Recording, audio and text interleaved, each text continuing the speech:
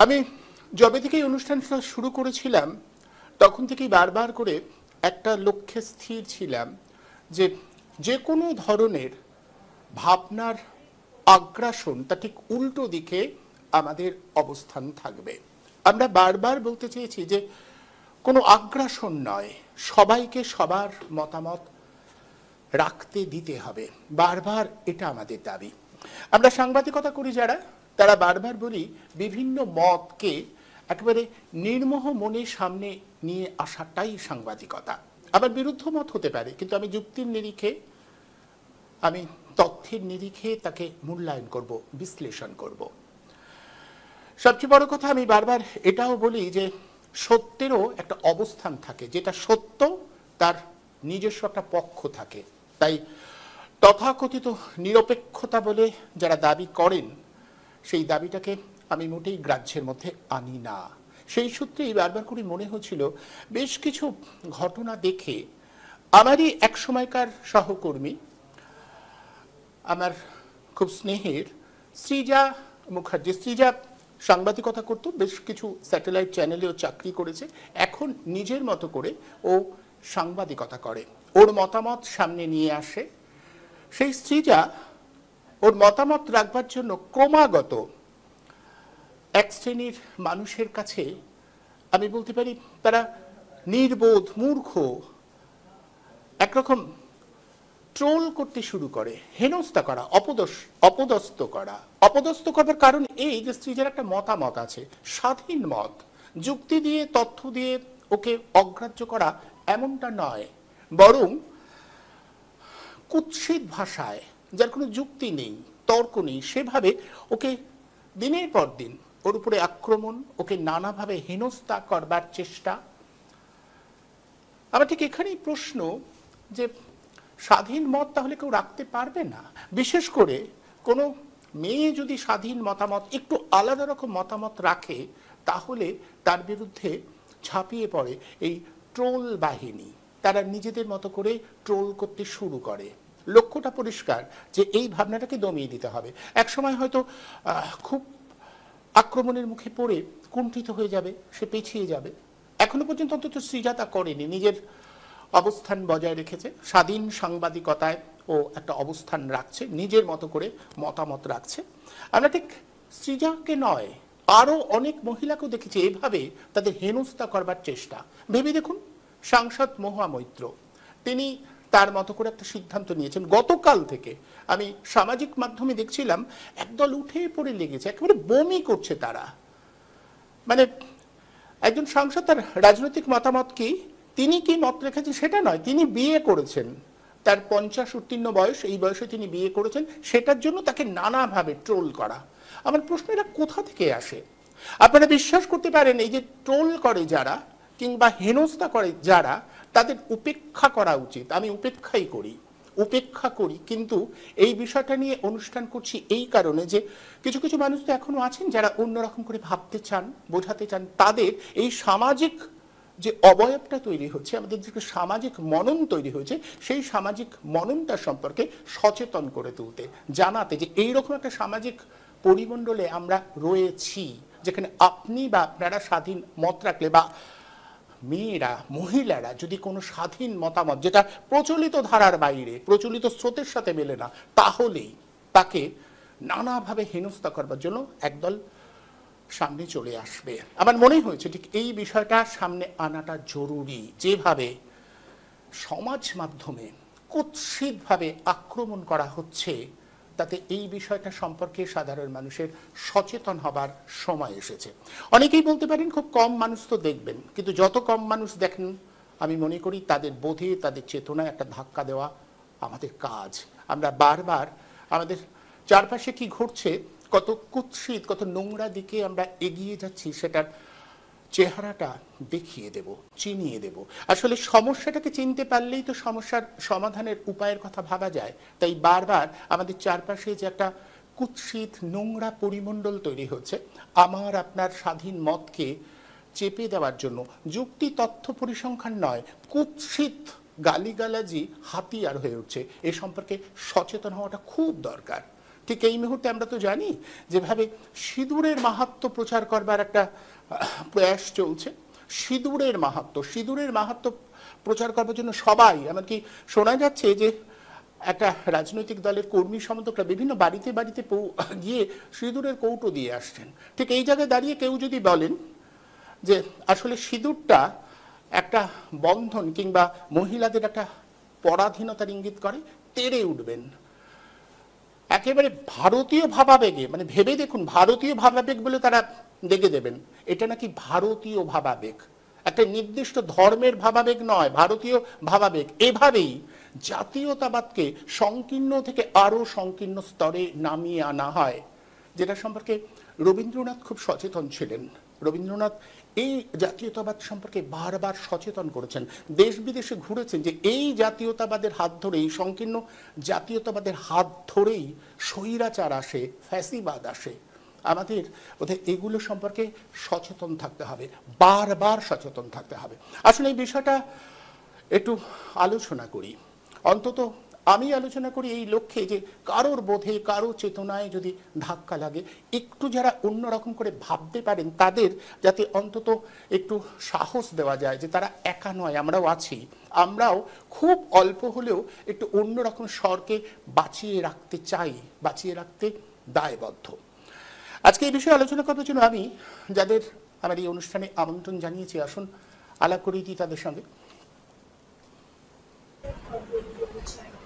আমাদের সঙ্গে রয়েছেন সাংবাদিক রূপম চট্টোপাধ্যায়, দীর্ঘদিন সাংবাদিকতার সঙ্গে রয়েছেন রূপম চট্টোপাধ্যায়।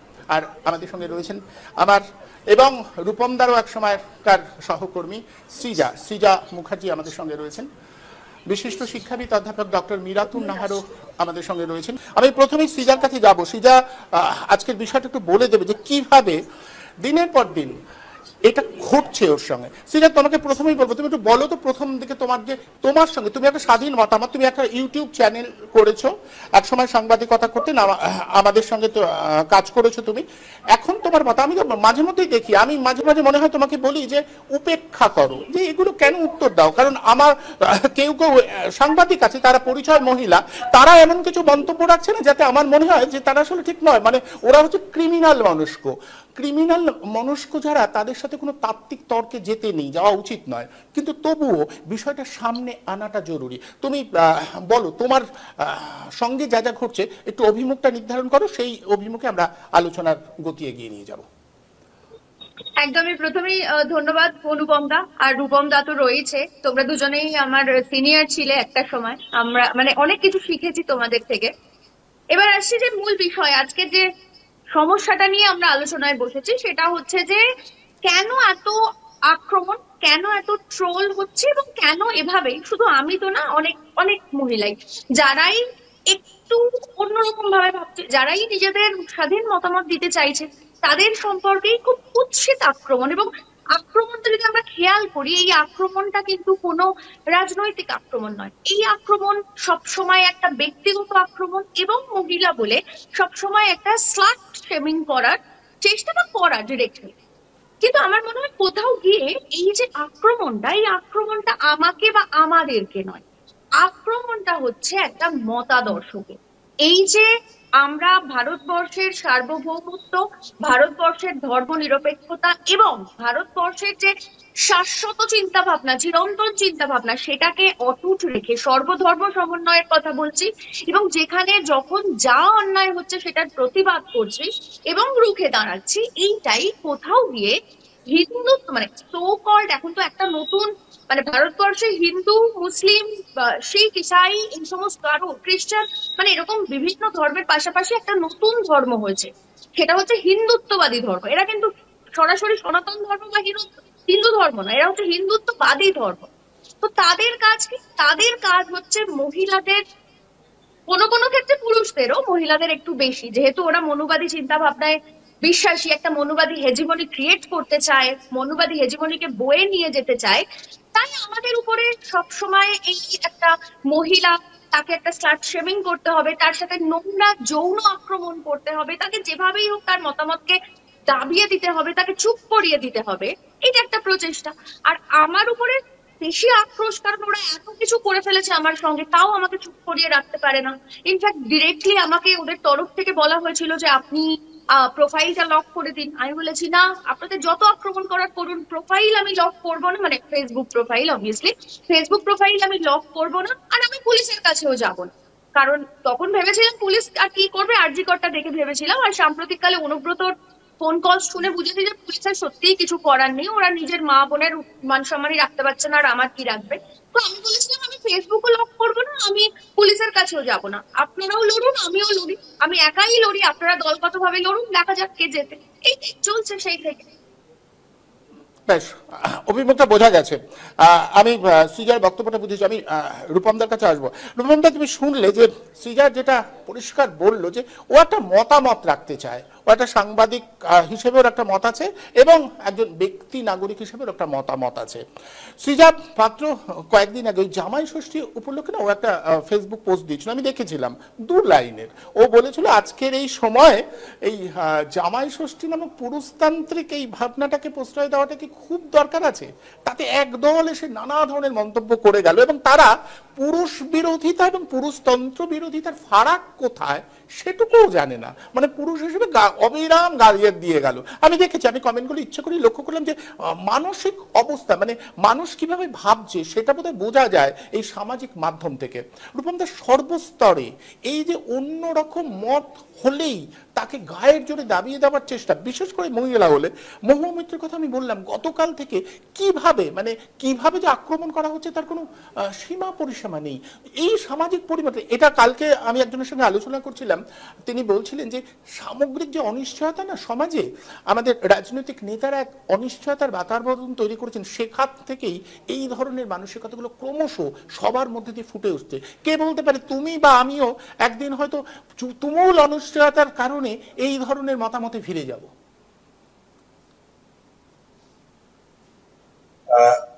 সৃজাকে ধন্যবাদ জানাবো এই কারণে,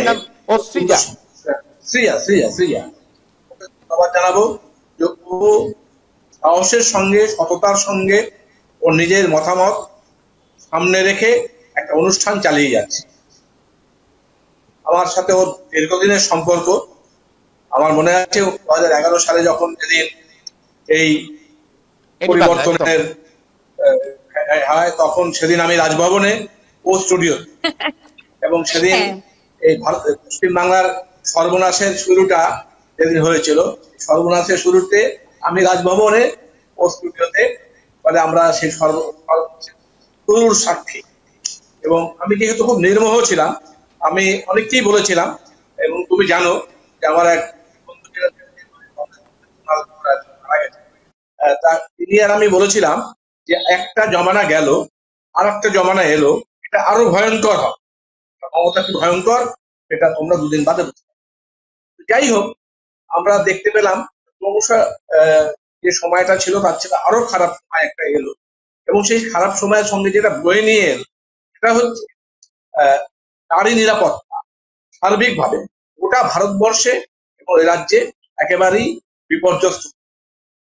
আমরা দেখলাম একটার পর একটা যখন ধর্ষণ কাণ্ড ঘটছে, কখনো কাটোয়া, কখনো বর্ধমান, হাসখালি, বিভিন্ন জায়গাতে, তাতে সরাসরি ধর্ষকদের পাশে দিয়ে দাঁড়াচ্ছেন রাজ্যের প্রধান কর্তা, যিনি ঘুরিয়ে এমন কথাবার্তা বলছেন নেতা নেত্রীরা, যাতে দোষটা হচ্ছে যারা ধর্ষক তাদের পক্ষে যাচ্ছে, আর যারা ধর্ষিতা হচ্ছেন তারা দোষী। এবং এটা আমরা পরপর দেখেছি, যে কটা বলতে সামনে এসে, আর যেগুলো সেভাবে খবর হয় না, সেগুলো প্রশ্ন ওঠে না। সর্বক্ষেত্রে আমরা দেখেছি এ নিয়ে কোনো ব্যাপার নেই। অর্থাৎ মমতা বন্দ্যোপাধ্যায় যখন বলছেন 5 মিনিটের ঘটনা, ছোট্ট ঘটনা, এবং দময়ন্তী সেন বলছেন একটা কিছু হয়েছে, উনি অস্বীকার করছেন, দময়ন্তী সেন সরিয়ে দিচ্ছেন, তখন গোটা দলের মধ্যে আলোড়ন। গোটা দল মনে করছেন ঠিকই, দিদি যখন বলেছেন ওটা তাহলে তাই।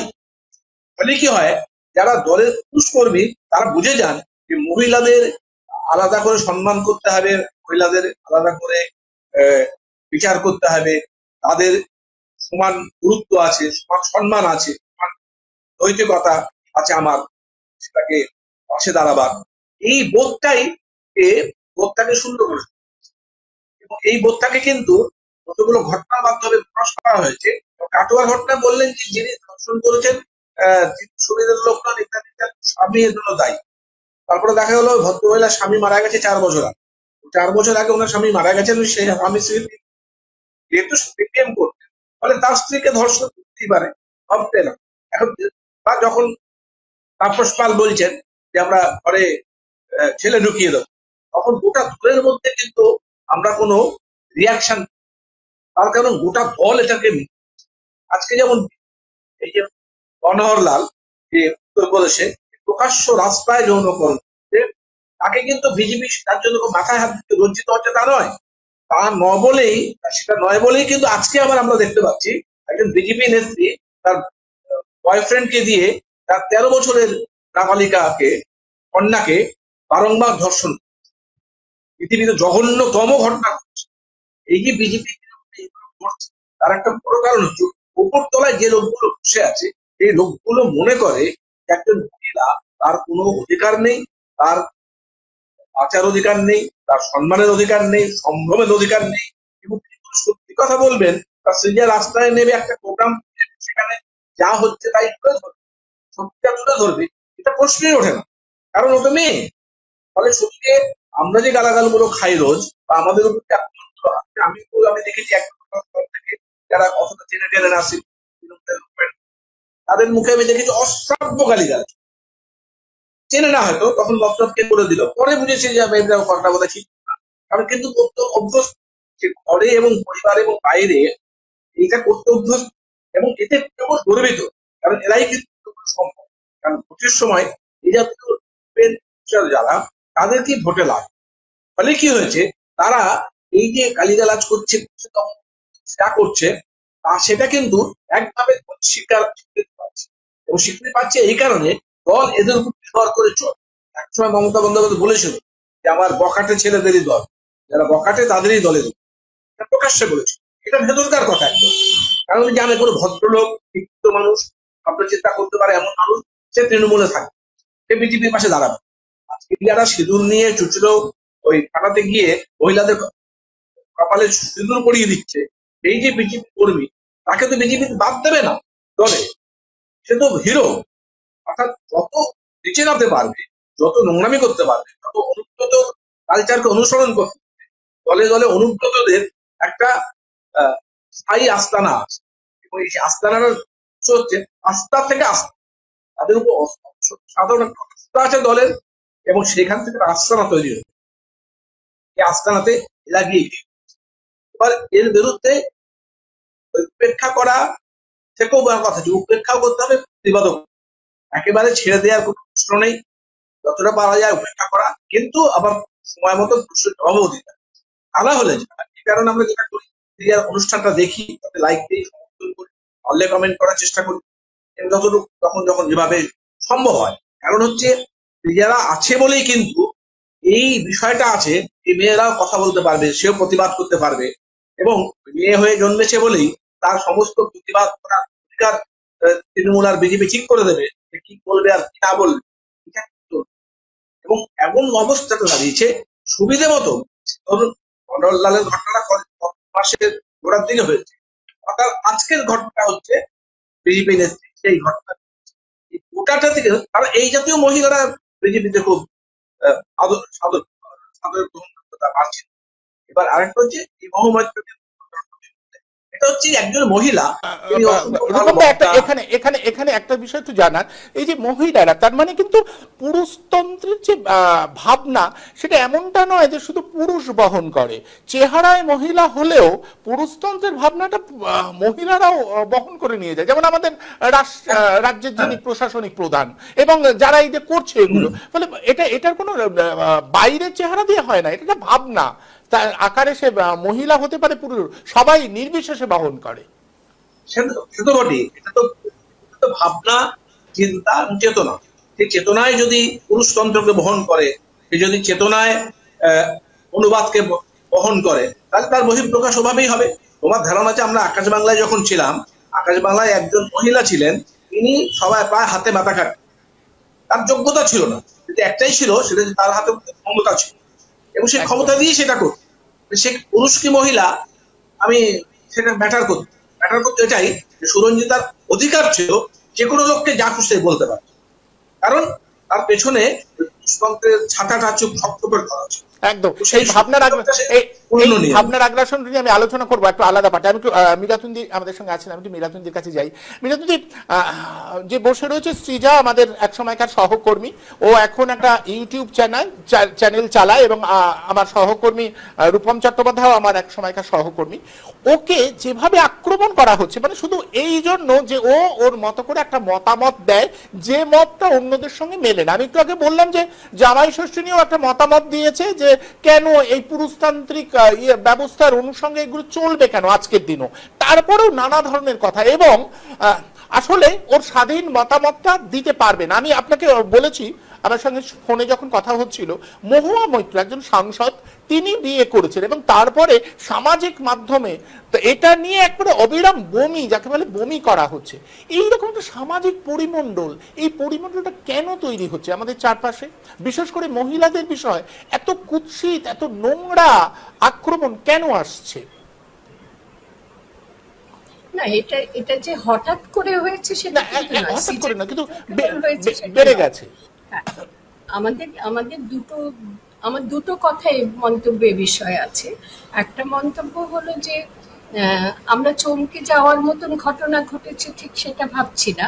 আমি মনে করি এর একটা ধারাবাহিকতা আছে, সামাজিক দৃষ্টিভঙ্গির ধারাবাহিকতা, এবং সামাজিক দৃষ্টিভঙ্গিটা রীতিমতো বাস্তবায়িত করার ধারাবাহিকতা।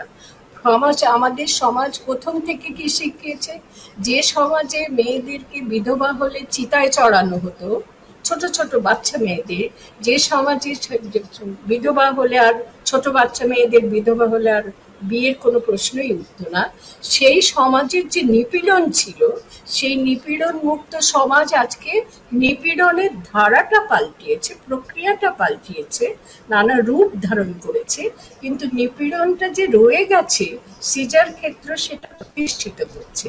সিজার উপরে যে আক্রমণ হয়েছে যেভাবে হচ্ছে, এই ধারাবাহিকতাটা প্রতিষ্ঠিত হচ্ছে, এটা এক নম্বর কথা আমার। আর দ্বিতীয় কথা হলো বিস্ময়, অবাক কাণ্ড। সেটা হচ্ছে বিজ্ঞানের উপরে একদিন আমরা বিজ্ঞানকে অনেকটাই ভরসা করেছিলাম, যে আমরা ছোটবেলা পড়তাম না যে বিজ্ঞানের জয়যাত্রা, বিজ্ঞান আমাদের কতভাবে উন্নত করতে পারে, আমাদের রচনা লিখতে হতো আমাদের ছোটবেলায়। সিজা তোমরা অনেক ছোট, আমাদের ছোটবেলায় আমরা শিখেছি বিজ্ঞানের অবদান মানুষের জীবনে কতখানি। সেই বিজ্ঞানকে রীতিমতো ভূতের মতন ঘাড় মটকে দিয়ে, আমি এই উপমাটাই ব্যবহার করতে চাইছি, ভূতের মতন বিজ্ঞান যে সভ্য করতে চেয়েছিল মানুষকে, যুক্তিবাদী করতে চেয়েছিল, মানবতাবাদী করতে চেয়েছে, সেটাও বিজ্ঞান থেকে হবে। কারণ বিজ্ঞান যদি আমরা শিখি, কার্যকারণ সূত্র যদি আমরা শিখি, তাহলে আমরা বুঝতে পারি যে কারণটা যদি উদ্ঘাটন করা যায় যে কোনো ব্যাপারে, বিজ্ঞান শুধুমাত্র সায়েন্সের ব্যাপার এরকম নয়, জীবনে প্রয়োগ করা যায়। কোনো একটা ঘটনা ঘটেছে, সেই ঘটনাটাকে কি করে নির্মূল করা যায়, আমরা কি করে দেখবো না কি কারণে ঘটনাটা ঘটেছে, কারণটা দূর করতে পারলে ঘটনাটা কার্য দূর হয়ে যাবে। এটা আমরা বিজ্ঞান থেকে শিখি, বিজ্ঞানের মূল মন্ত্র। সেই বিজ্ঞানের উপরে আমি তো বলবো বিজ্ঞান ভদ্র, সভ্য, শিক্ষিত একটা প্রক্রিয়া। সেই বিজ্ঞানের উপরে ভূতের মতন বিজ্ঞানের ঘাড় মটকে দিয়ে প্রযুক্তি, আমি প্রযুক্তিকে একটু নিন্দাই করছি, আমি তার জন্য লজ্জিত। প্রযুক্তির নিজের কোনো দোষ নেই, প্রযুক্তি এসেছিল মানুষকে সুবিধা দেওয়ার জন্য, বিজ্ঞান যে তত্ত্ব শেখায় সেটাকে প্রক্রিয়া হিসেবে বাস্তবায়িত করার জন্য। এটাই খুব মারাত্মক যে বিজ্ঞানকে, এটাই খুব মারাত্মক যে বিজ্ঞান, এখানে বোধহয় একটু বোঝা যে বিজ্ঞানকে ভর করে আমরা সমস্ত সংস্কার বিষয়গুলোকে অতিক্রম উন্নয়নগুলো সাধন করলাম। আমরা এখন কি করছি না, প্রযুক্তি এসে আমাদেরকে শেখাচ্ছিল যে থিওরি গুলোকে প্র্যাকটিসে নিয়ে যাও। আমরা কি করলাম, প্রযুক্তিকে ভূত বলছি না, কিন্তু প্রযুক্তিকে ভূতের মতো করে মানুষরা ব্যবহার করলো, ঘাড় মটকে দিল বিজ্ঞানের। তো যাই হোক, বিজ্ঞান তারপরে প্রযুক্তি দুই চেয়েছিল আমাদের সভ্য করতে, আমাদের উন্নত করতে মানুষদেরকে। মানুষ জন্মে সভ্য উন্নত হয় না, মানুষকে সভ্য হতে হয়, শিক্ষিত হতে হয়, উন্নত হতে হয় মানুষ নামক প্রাণীটিকে। আজকে যেটা হয়েছে, যেটা আমার সিজার ক্ষেত্রে আমার দ্বিতীয় বক্তব্য, এত উন্নত আজকে প্রযুক্তির দিক থেকে ভাবতো, প্রযুক্তি আমাদের কিনা দিয়েছে। আজকে তোমার সঙ্গে আমি ঘরে বসে কথা বলতে পারছি, সিজাকে আমি চোখে দেখতে পাচ্ছি, মনে হচ্ছে যেন আমার সামনেই বসে রয়েছে, যার কথা শুনে মনে এত কষ্ট হচ্ছিল যে এত কষ্ট মানুষ দিতে পারে মানুষ হয়ে মানুষকে, পুরুষ আর মেয়ে। আমি তো যাচ্ছে তাই রকমের এই প্রক্রিয়াকে মনে করি, কারণ দুজনই যে সমান মানুষ, মানুষ এবং সমান মানুষ, এটা ভুলিয়ে দেওয়ার প্রচেষ্টা। আমাকে যদি কেউ মেয়ে ছেলে বলে, মেয়ে বলে, তো আমার মনে হয় তার থেকে বড় নিন্দা আর আমার কিছু নেই। আমি সর্বপ্রকারে চেষ্টা করব বলতে আমি মানুষ, মানুষ, মানুষ। তো সিজাকে মেয়ে বলে যারা দুর্বল ভেবে এতদিনের দুর্বলতাটাকে তারা ছাড়িয়ে দিতে চাইছে, এতদিন ধরে তারা বোঝাতে চেয়েছে যে এরা দুর্বল একটা প্রাণী, মানুষের মধ্যে দুর্বল মানুষ, দুর্বল প্রজাতি, তারা আজকে সেইভাবে আক্রমণ নামিয়ে আনছে। তুমি উষ্মার কথা লিখেছ, সেটা আবার তৃতীয় বক্তব্য। আমার যেটা বিষয়, দ্বিতীয় বক্তব্যটা বিষয় যে এই বিজ্ঞান প্রযুক্তির রমরমার সময়েও মানুষের মধ্যে পুরুষ নারী ভেদ করে অত্যাচার নামিয়ে আনা হবে। বিজ্ঞান প্রযুক্তি তাহলে ছেড়ে দাও, বিজ্ঞান প্রযুক্তি বাদ দিয়ে দাও, তো দেখি মানুষ তুমি কত উন্নত। এটা আমার দ্বিতীয় কথা। আর তৃতীয় কথা যেটা তুমি বলছো স্বাধীন মতে, মহিলাদের স্বাধীন মতে, এখানে আমার একটু ছোট্ট খটকা আছে। শুধু মহিলাদের স্বাধীন মতে নয়, যে মানুষ, অনুপম, পুরুষ হোক মহিলাই হোক, যে মানুষ প্রবল স্বাধীন চেতা মানুষ, স্বাধীন মত প্রকাশে অকুণ্ঠ, ভয় ভীতিটার ধারে কাছে ঘেঁষতে পারে না, সেই মানুষের স্বাধীন মতে সবসময় সে স্বাধীন মতের উপরে আঘাত এসেছে, সবসময় এসেছে। সিজা যে প্রশ্নগুলো তুলেছে আমি তার সঙ্গে যোগ করতে পারি। ভ্রাতৃদ্বিতীয়া কেন হয়? কেন ভাইকে ভাইয়ের কপালে ফোঁটা দিতে হবে? সমস্তটাই পুরুষ নির্ভর। সিঁদুরের কথা তুললে তো এখন রাজনীতি হয়ে যাবে। এবং সেটা আপনাকে যেভাবে আক্রমণ করা হয়েছে, আপনি তো একটা মিছিলে গেছিলেন এবং তারপরে আমরা দেখলাম কতজন তার প্রতিক্রিয়া দিল যে উনি সিঁদুরকে ইয়ে করছেন, এইভাবে বলা হয়েছে। মানে আসলে যে কোনো ভাবেই হোক এই পুরুষতন্ত্রের ধারক বাহক অনেক মহিলারাও হয়ে ওঠে। আমার নিজের ব্যক্তি জীবনে একটা দৃষ্টান্ত খালি দিচ্ছি, অনেক দৃষ্টান্ত আছে, দিয়ে আমি আমার কথা শেষ করছি, অনেক বেশি দীর্ঘ হয়ে যাচ্ছে। সে ব্যক্তি জীবনের দৃষ্টান্তটা হলো, সিঁদুর নিয়েই বলি তাহলে। সিঁদুর নিয়ে বললে তো আবার লাঠালাঠি মারামারি কত কি হবে, রাজনীতি হয়, রাজনীতির অর্থই এখন পাল্টে গেছে। যাই হোক, সিঁদুর নিয়ে একটা কথা বলি আমি ব্যক্তি জীবন সম্পর্কে। সিজার ক্ষেত্রেও সেটা প্রযোজ্য। মহিলাদের স্বাধীন মত, মহিলারা পেরেছে তাদের স্বাধীন মত প্রকাশ করতে। আমার বিয়ের পরে আমার সহকর্মী, অধ্যাপিকা ছিলাম আমি, সহকর্মীরা আমাকে বলল তুই একটু সিঁদুর পরে আসিস। এটা বাস্তব দৃষ্টান্ত বলে বলছি, তুই কাল থেকে একটু সিঁদুর পরে আসিস। তা আমি বললাম কেন বলো তো? কিচ্ছু রাগ করিনি। আমি বললাম কেন বলো? বললে আমি নিশ্চয়ই পড়বো যদি আমায় বোঝাতে পারো। বলে তোদের বোঝায় আমার কলিগরা, তারা ডক্টরেট এবং রীতিমতো খুব উচ্চশিক্ষিত, এখনকার সময়কার প্রফেসরদের মতো নয়, আমাদের সময় তারা উচ্চশিক্ষিত ছিলেন, সত্যিকার লেখাপড়া শেখা সহকর্মী আমার থেকে অনেক বড়, আমি তখন সদ্য তরুণ। তোদের বোধহয় পড়তে নেই না? কিরকম একটা প্রশ্ন দেখো অনুপম। জীবনে তোমরা কোন রকম দৃষ্টান্ত আমার জীবনে আছে আমি রাখিনি। আমার সহকর্মীরা কেউ কখনো সৃজা দেখেনি যে আমি কখনো তোমরা করি। অন্যেরা করলে বরং বলি যে তোমরা এরকম বল করে। তোদের কথা এমনও উঠেছে যে ঈদটা কবে রে, এবার কবে পড়লো ছুটির জন্য বলা বলি হচ্ছে।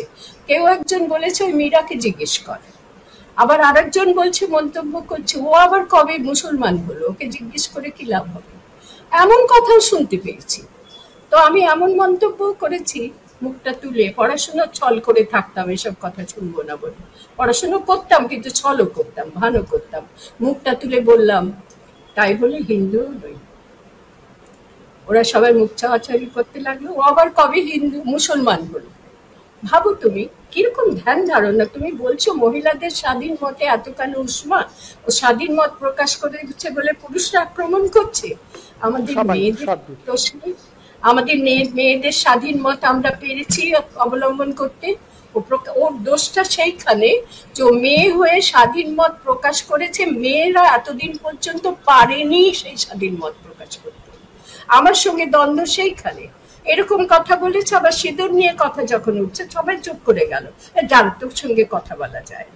আমি যখন বললাম তাই বলে হিন্দুও নই, মানে আমি মুসলমান নই তাতে খুব আহ্লাদ, কিন্তু আমি যে হিন্দুও নই সেই কথাটা ওরা বুঝতে পারে না। এই হচ্ছে আমার দেশ। স্বাধীন মতাবলম্বী মেয়ে তুমি খুঁজে পাবে না। সিঁদুরের কথা, তা আমি বললাম কেন বলো? বললো যে তোর তোর গায়ের রংটা খুব ফর্সা, তোকে খুব সুন্দর দেখাবে। আমি কি বলেছিলাম জানো? আমি নিজের আমি গৌরবের জন্য শুনেছি। বলছি না, তুমি একটু জানো, গৌরবের জন্য বলছি না, আজকে প্রাসঙ্গিক বলে বলছি। আমি বলেছিলাম এতদিন বলো না কেন পড়ে আসতাম, বলনি কেন? তোর কি তখন বিয়ে হয়েছিল, পড়বি কেন? তা আমি বললাম বিয়ে না হলে কি হয়েছে, সুন্দর দেখাতো, সুন্দর দেখাবার জন্য আমি সিঁদুর পরে আসতাম। বিশ্বাস করো অনুপম, তুমি যে বলছো যে মহিলাদের স্বাধীন মতে কেন এত উষ্মা, উত্তরটা দিই তাহলে।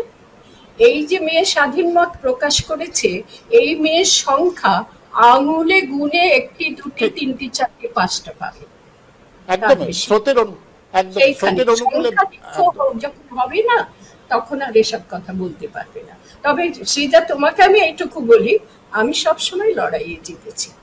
যেই বললাম যে কেন এতদিন পরে আসতাম সুন্দর দেখাতে হলে, অমনি বলে যা তোর সঙ্গে কথা, তুই তাকারি করে, বড়রা ওখানে আমার এই সভ্যতাটাও ভালো লাগে না, তুই তাকারি করে বললো যে যা তোর সঙ্গে কথা বলা যায় না, যা তুই পড়ছিস পড়। তাহলে এই আমাদের মেয়েদের স্বাধীনতা, যে একটা মেয়ে যে সিঁদুর ধর্মের জন্য সিঁদুর পরছে না। আমি আমি তখন বললাম আমার গায়ে কোথাও অলংকার দেখছো? আমি বিবাহিত, একটা অলংকারও পরি না আমি, সেটা দেখলে না সিঁদুর মাখাতে চাইছো? তো সিঁদুরের কথাটা প্রসঙ্গে যখন উঠেছে একটা কথাই বলি আমি, পুরুষ সত্তা মেয়েদের জীবনে যে কতখানি প্রয়োজনীয়, পুরুষের ঘাতটা মেয়েদের কাঁধে থাকবে সেটা যে কতখানি প্রয়োজনীয়, সেটা বোঝাবার জন্যেই মেয়েদের শীতের সিঁদুর লাগিয়ে ছেলেরা এক ধরনের অহংকার প্রকাশ করে। তো সেটা নিয়ে যদি আজকে সিজা বলতে যায়, সিজা যদি বলতে চায় পুরুষতন্ত্র কেন এত বেশি প্রবল এখনো থাকবে, বিশেষ করে ওর বক্তব্য যেটা এই সময়েও, এত উন্নত সময়েও আপাত দৃষ্টিতে আমাদের কাছে আজকে কি কি আমাদের হাতের নাগালের না এসেছে বলো? সবকিছু এসেছে, পৃথিবী ছোট হয়ে গেছে। এরকম সময়েও আমরা কেন স্বাধীনভাবে কথা বলতে পারবো না? এই প্রশ্ন যদি সিজা তোলে, তুমি তুলছো, আমি বলবো তার জন্যে মেয়েদেরও স্বাধীন মতাবলম্বী হওয়ার সংখ্যাটা বাড়াতে হবে অনেক।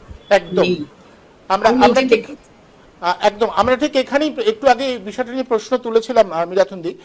সেটা হচ্ছে যে মহিলা, একটা বড় অংশের মহিলারাই আসলে পুরুষতন্ত্রকে বহন করে, পুরুষতান্ত্রিক ভাবনায় তারা রয়েছে, মানে পুরুষতান্ত্রিক ভাবনাকে বহন করে দেওয়ার ক্ষেত্রে এই মহিলাদের ভূমিকা অনেকটা। হ্যাঁ, তন্ত্র শব্দটা না বহুল ব্যবহারে ক্লিষ্ট হয়ে গেছে। পুরুষতন্ত্র আসলে কি সৃজা? দেখো তুমি আমার সঙ্গে সহমত কিনা রূপম বাবু, আর তোমার কথা আমি আজ শুনতে পাইনি কারণ আমি একটুখানি দেরিতে জয়েন করতে হয়েছে আজকে আমার। খুব ভালো করে ভেবে দেখো, সবল আর দুর্বলের মধ্যে একটা বিভাজন চিরকাল করা হয়, আর মেয়েদেরকে দুর্বল জাত প্রাণী হিসেবে মানুষের মধ্যে দুর্বল প্রজাতি সেইভাবে গণ্য করা হয়। তো পুরুষরা সবল কিসে সেই সাবল্য পেয়েছে, এটা আমাদের খুব ভালো করে, আমি নিজে কিন্তু খুব মানি এটা। আমরা ছোটবেলায় হাডুডুডু খেলতে পারতাম না, ফুটবল খেলতে পারতাম না, মাঠে ঘাটে হুটোপাটা করতে পারতাম না। কন্যা শিশুদের কথা করা হয়? হয় না। শারীরিক শক্তিটা যাতে তাদের বাড়ে সেটা করা হয় না, একেবারেই হয় না। তাতে তাদের কোমলতা মাধুর্য কমে যাবে, তাদের স্ত্রী কমে যাবে। এই পুরুষ তন্ত্র বাদ দাও, পুরুষকে পুরুষ বানানো হয়, আমি বলি পুরুষ বানানো হয়, পুরুষ পরশ মধুর শক্তিমান বানানো হয়, আর মেয়েদেরকে ক্রমাগত মধুর কোমল স্বভাবা হ্যানা ত্যানা ইত্যাদি ইত্যাদি করে তাদের নিজের শক্তি অর্জন করতে বাধা দেওয়া হয়। এই তন্ত্র পুরুষতন্ত্র তন্ত্র নয়, সবল আর দুর্বল বানিয়ে রেখে সবল দুর্বলের উপর প্রতাপ চালিয়ে যাবে, এটাই চলছে। একদম। তন্ত্রই তো বাধ্য। আমি আবারও আসবো সৃজার কাছে আসবো। সৃজা, গোটাটা শুনলে তুমি মোটামুটি একটা আন্দাজ পেরেছি খুব একটা কঠিন সময়ের মধ্যে দিয়ে যেতে হবে আমাদের সবাইকে। আমরা যারা অন্যরকম মতামত রাখবো, যারা স্রোতের ঠিক উল্টো দিকে আমাদের মতামতটা রাখবো, তাদের প্রবল প্রতিকূলতা আসবে।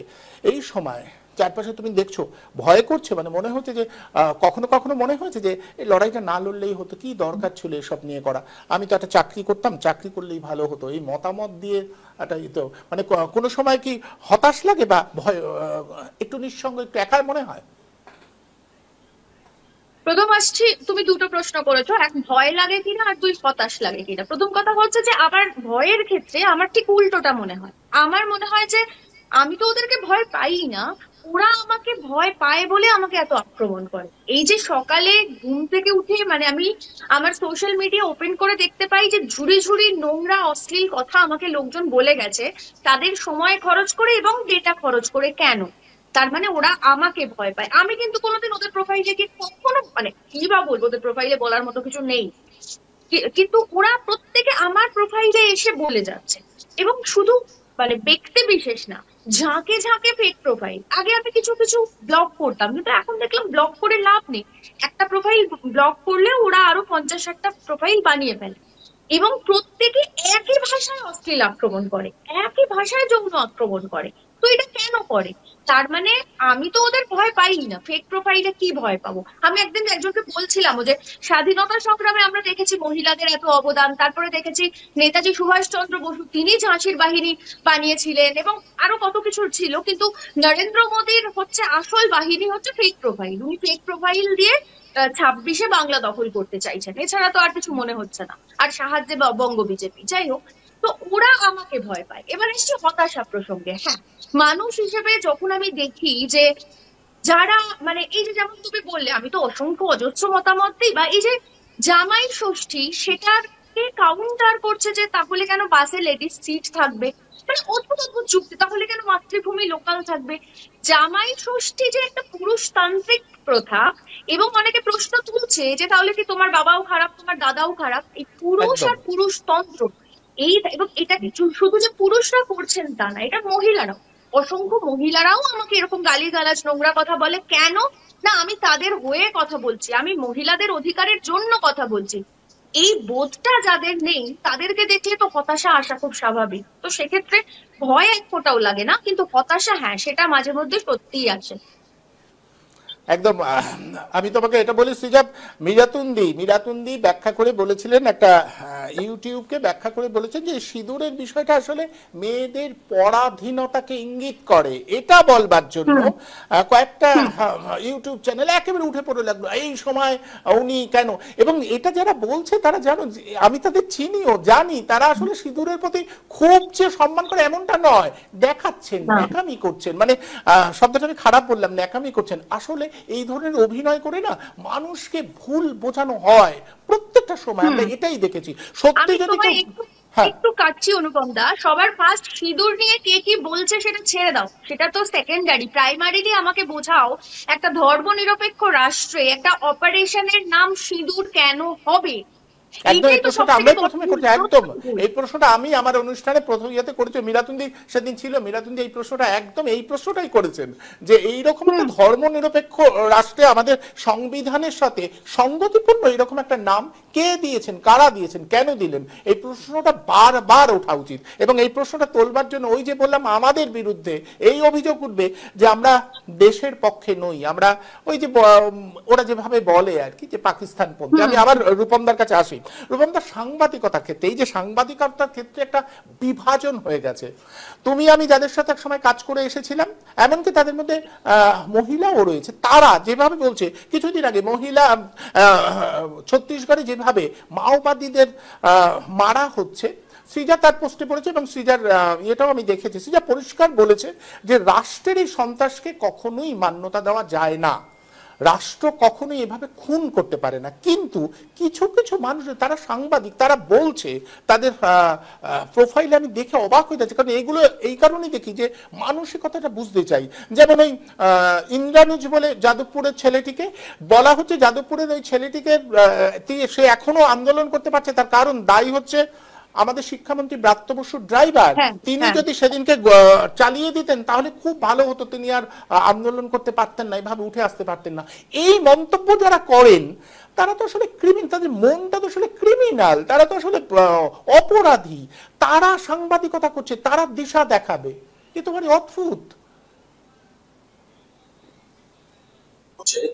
খুব পরিচিত, আমরা ধরো বছর টানা এই সংবাদ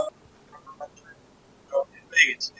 তো আমরা দেখছি যখন কালান্তরে ছিল তখন সে যা করতো, কালান্তর থেকে যখন আকাশ বাংলা এলো যখন যা করতো, 24 ঘন্টায় যখন ছিল তখন যা করতো, 24 ঘন্টা থেকে গলা ধাক্কা দিয়ে যখন কলকাতা টিভিতে গেল তখনও সে একই কাজ করে। সে কিন্তু হকারি করে, সাংবাদিকতা করে। হকার যেমন তার পণ্য বেচে, সেও তার ভাবনা বেচে। আপনার কার ভাবনাটা বেচে? তার কর্তাদের ভাবনাটা তিনি বেচে। তার সাথে সংবাদ মাধ্যম আর সংবাদপত্র জগতের কোনো সম্পর্ক। ফলে আইডিওলজি, যে আদর্শ, রাষ্ট্র, সমাজ, দেশ, মানুষ, এই যে সম্পর্ক, একটা সম্পর্ক ধারণা তৈরি করে, তার কোনো দায় তাদের নেই। ফলে সে যে ভাবনা থেকে কালান্তর করেছে, সেই ভাবনা থেকে আকাশ বাংলা করেছে, সেই বাংলা থেকে 24 ঘন্টা করেছে, আবার সেখান থেকে লাথি খাওয়ার পরে আবার তেমনি একটা জায়গা আসে। একজন তো অনেকেই রয়েছে, মানে অনেকে। না, আমি বলছি যে না, একজন না, আমি একজনের কথা বলছি। কিন্তু দেখতে পাই আমরা সবারই মোটামুটি ঘরানাটা কিন্তু ময়ূররঞ্জন। সে কিছুদিন সিপিএম করেছে, সিপিএম তো সে বুঝে করেনি, সে না বুঝেই করেছে। আবার যখন সুযোগ পেয়েছে দৌড়েছে বহুদিন, তারপরে তার অ্যাক্সিডেন্টে পিছিয়ে, তারপরে সে আস্তে আস্তে বিজেপি লাইনে এবার ঢুকে ভারতীয় সংবিধানটাকে সংবিধানের যে নিরপেক্ষতা বিষয়টা আছে সেটা সে জানেই না। সে ভারতীয় সংবিধানও জানে না, সে ভারতীয় সমাজ জানে না, ভারতীয় ট্র্যাডিশন জানে না, ভারতীয় মানুষের যে অধিকারগুলো অলরেডি সুরক্ষিত অধিকার, যেগুলো দীর্ঘ লড়াইয়ের মধ্যে বঞ্চিত হয়েছে, সেই লড়াই সম্পর্কে, সেই অধিকার সম্পর্কে তার কোনো ধারণা নেই। ফলে একেবারে জ্ঞান শূন্য হয়ে সে অর্ণব গোস্বামীকে ফলো করছে, ফলে সেটাই সে করছে। যার জন্য সে বলছে, এবং সে বলছে কখনো করাচি দখল হয়ে গেছে, অমুক দল হয়ে গেছে। আমরা দেখতে পাচ্ছি, আমরা যাদের আমরা একসময় আমাদের বস ছিল, তারা দেখছি পানিপথের যুদ্ধ নিয়ে, তার সালতামাদি কার সাথে কার যুদ্ধ হয়েছিল, কোনো ইতিহাস বোধই তার নেই। কিন্তু সে মুকেশ আম্বানির কাছের লোক বা মমতা ব্যানার্জির কাছের লোক হয়ে যারা যায়, তাদের একটা অসুবিধা হচ্ছে, তারা কাছের লোক হয়ে গেলে পরে আর দুনিয়ার সবকিছু আড়ালে। এইটা যার ক্ষেত্রে হয়েছে, তারাই কিন্তু আর সাংবাদিক থাকে, তারা দিক বিদিক শূন্য হয়েছে। তাদের সাংবাদিক থাকা তাদের সম্ভব।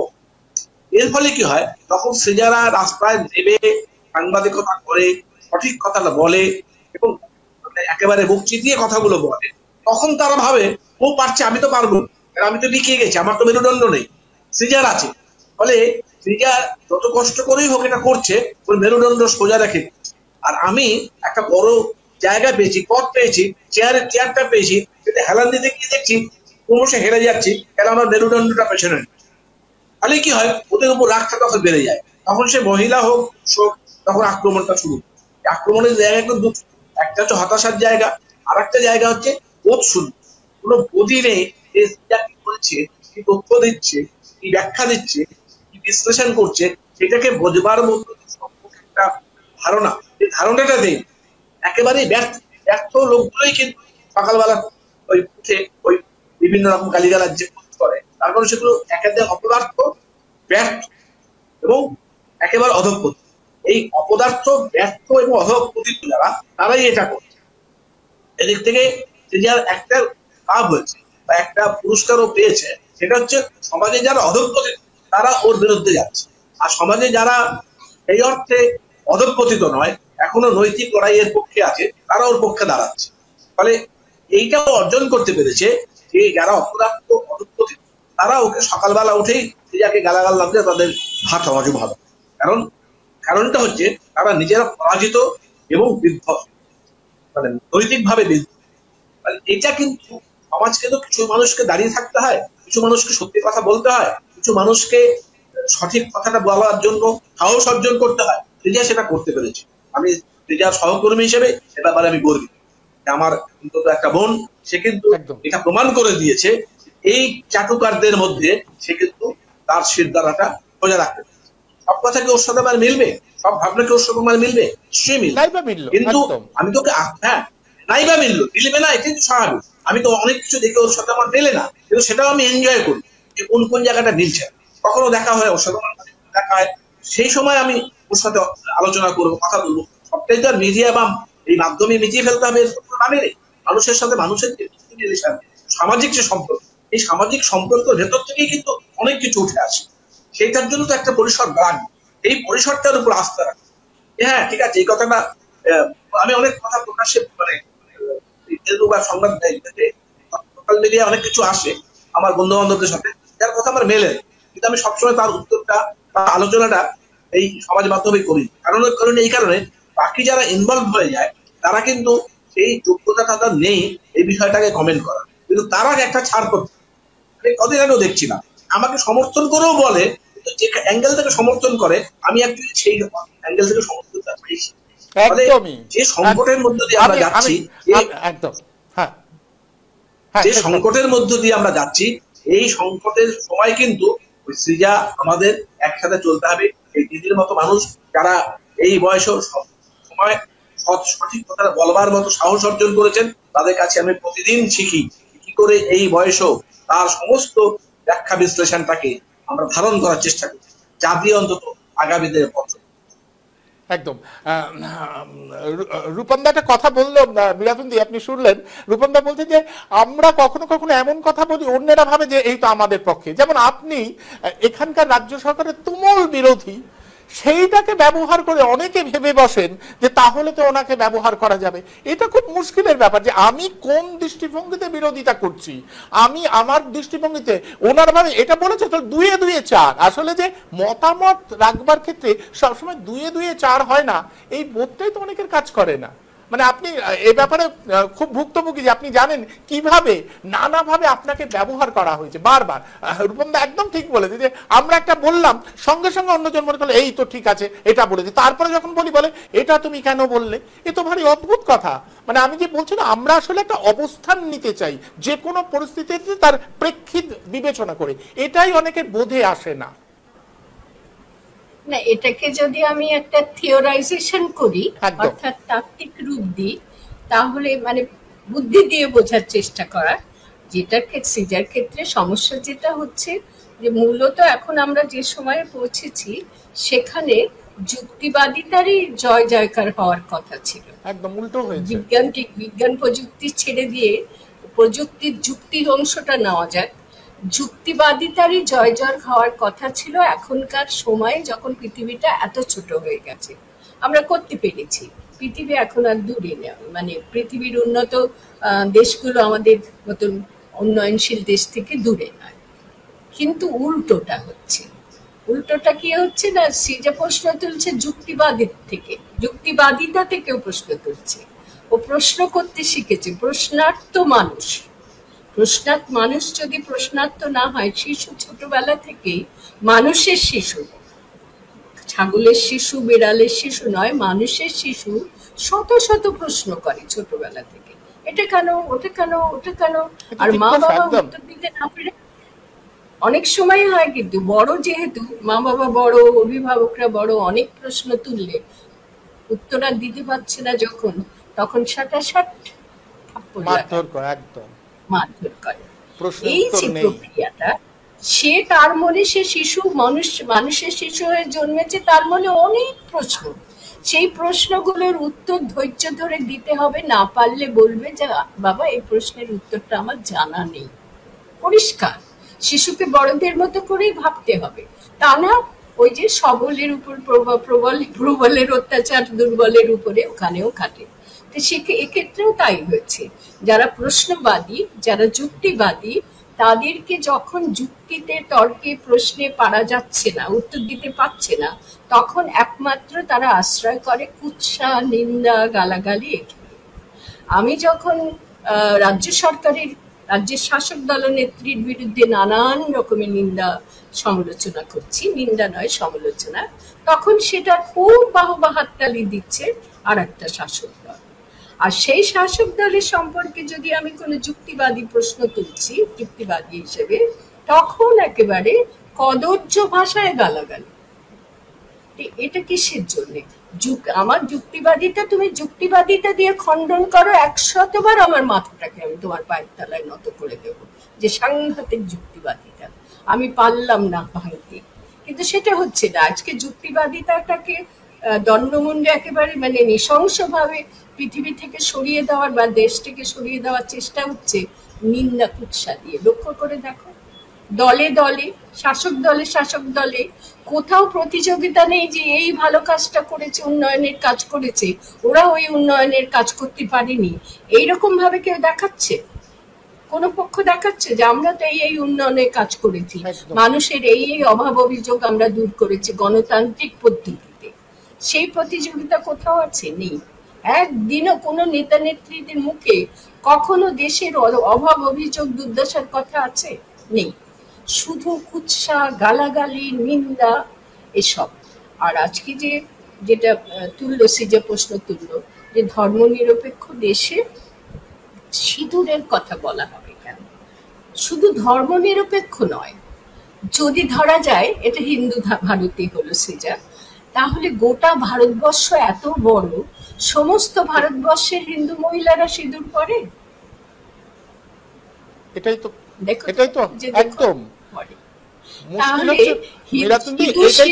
যারা সিঁদুর পরেন না এই ভাবাবেগে বা জাতীয়তাবাদের আবেগে, তারাও মানে সিঁদুরের পক্ষে দাঁড়িয়ে গিয়ে নানা কথা বলতে শুরু করবেন। একেবারে সংকীর্ণ ভাবনা, চিন্তা শক্তির দৈন্য বলবো সেটা নয়, সেটা বললেও বোধহয় এদেরকে অনেক উঁচু স্থান দেওয়া হয়। এরা করছে সেটা হচ্ছে অপরাজনীতি, দলীয় রাজনীতি। আমাকে দল করতে হবে, সমৃদ্ধি লাভ করতে হবে, এবং দলের একমাত্র সম্বল কি?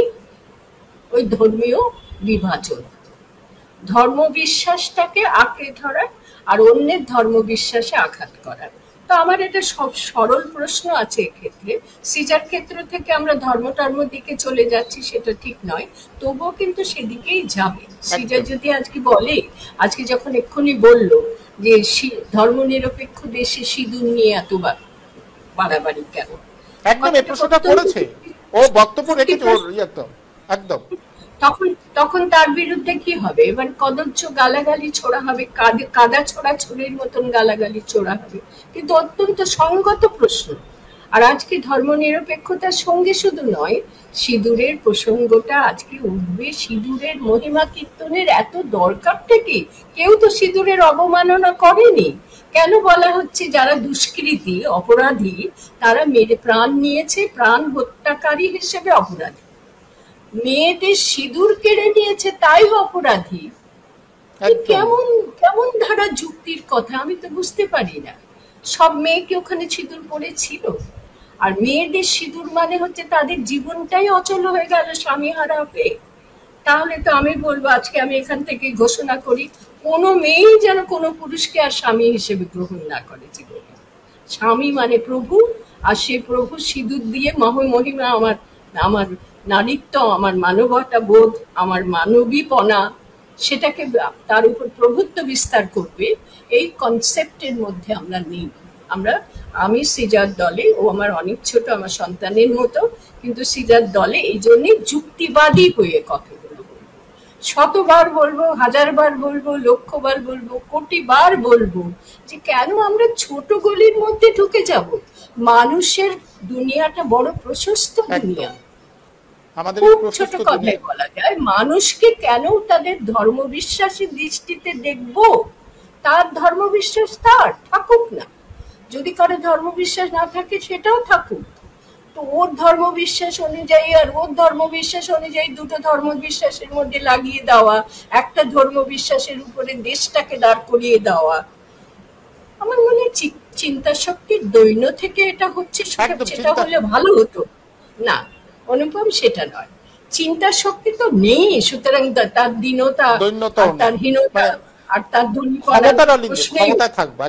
আসলে হচ্ছে সবটাই সবটাই কৌশল, পুরোটাই রাজনৈতিক কৌশল এবং দলের আধিপত্য বিস্তারের কৌশল, দলকে সমস্ত কিছুর মাথায় বসিয়ে দেওয়ার কৌশল, দেশটাকে ধর্মের অনুগত করে, একটা বিশেষ ধর্মবিশ্বাসীদের অনুগত করে নিজেদের দলকে প্রতিষ্ঠিত করার একটা কৌশল। এরা যদি ধার্মিক হতো আমি এদেরকে মান্যতা দিতাম, এটা ধার্মিক নয়, কোন ধার্মিক এটা করবে না।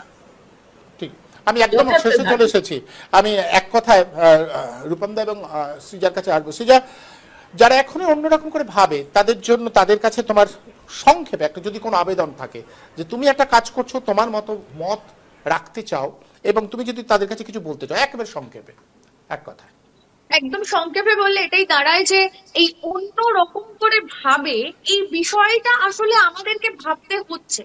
আসলে আমি স্বাভাবিকভাবে ভাবছি, মানে এই যে অন্যরকম ভাবে ভাবছে তারা, যারা আমার সঠিক প্রশ্নে আক্রমণ করছে।